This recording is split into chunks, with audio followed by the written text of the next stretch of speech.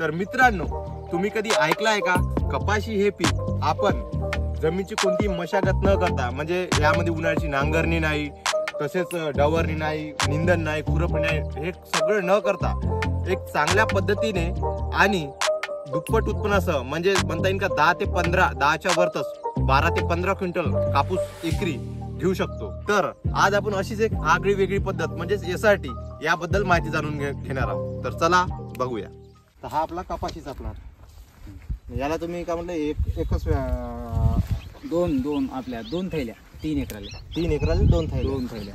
आणि फवारणी याली अजून एकही झालेली नाही. म्हणजे कीटकनाशकाची वाटतं का?